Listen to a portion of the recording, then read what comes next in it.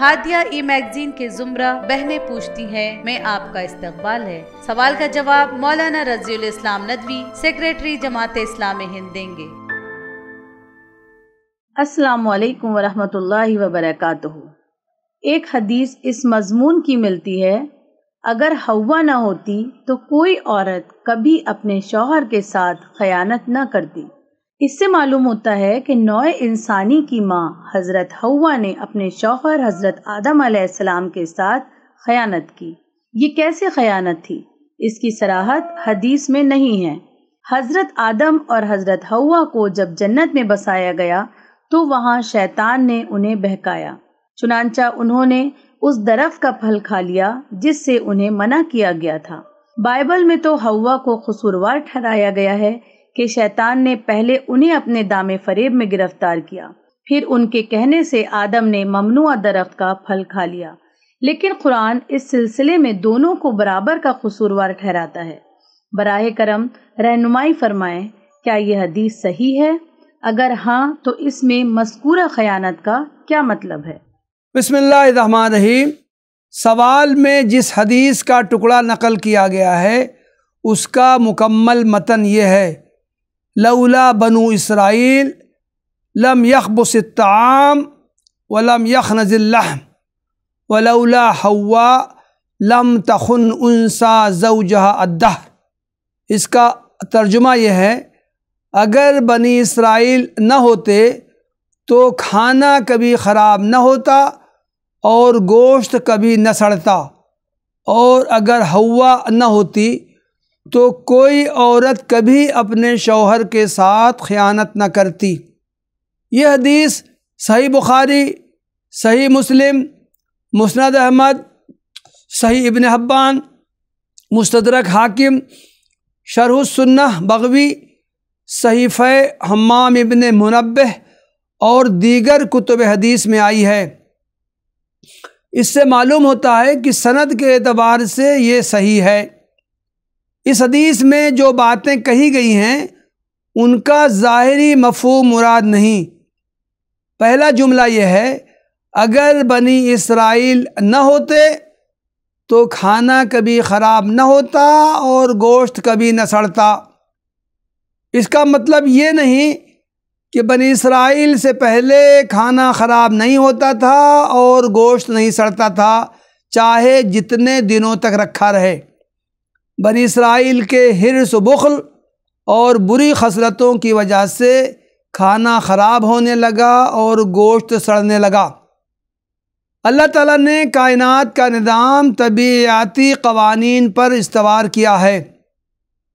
چیزوں میں فساد جراثیم کی وجہ سے واقع ہوتا ہے۔ جب بھی کھانا یا گوشت زیادہ عرصے تک رکھا رہے گا، جراثیم کی وجہ سے وہ گل سڑ جائے گا۔ ایسا بنی اسرائیل سے پہلے بھی ہوتا تھا اور ان کے بعد بھی ممکن ہے۔ بنی اسرائیل سے پہلے لوگ ذخیرہ اندوزی نہیں کرتے رہے ہوں گے، اس لیے انہیں اس خاصیت کا علم نہ ہو پایا ہوگا۔ بنی اسرائیل نے ذخیرہ اندوزی شروع کر دی، تب پتہ چلا کہ زیادہ دن رکھنے سے کھانا خراب ہو جاتا ہے اور گوشت سڑ جاتا ہے۔ دوسرے جملے میں کہا گیا ہے کہ حضرت حوا نے خیانت کی، چنانچہ بعد کی عورتیں بھی خیانت کرنے لگیں۔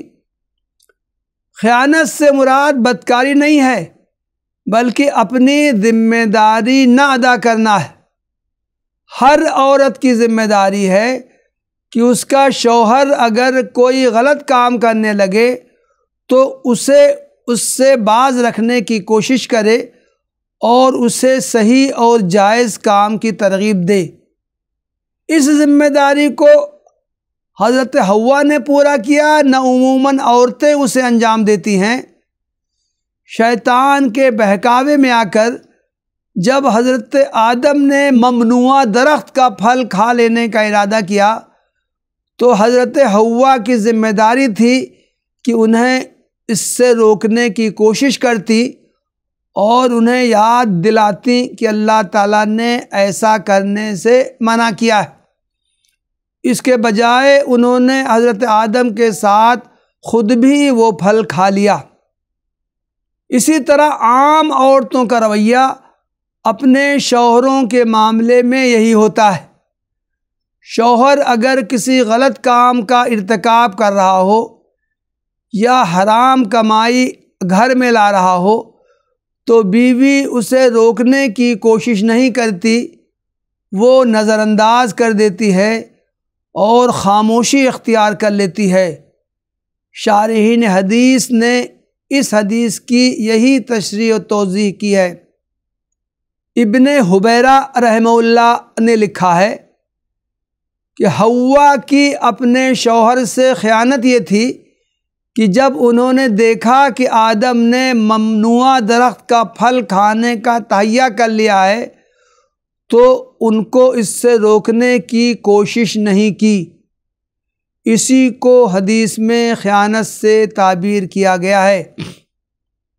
علامہ ابن الجوزی فرماتے ہیں کہ حوا کے اپنے شوہر کے خیانت کا مطلب بس یہ ہے کہ انہوں نے اپنے شوہر کو ممنوع درخت کا پھل کھانے سے روکنے کی کوشش نہیں کی، اس کے علاوہ اس کا کوئی دوسرا معنی نہیں ہے۔ یہی بات علامہ ابو السعادات ابن الاثیر رحمہ اللہ نے اپنی کتاب جامع الاصول فی احادیث رسول میں اس حدیث کے ضمن میں لکھی ہے۔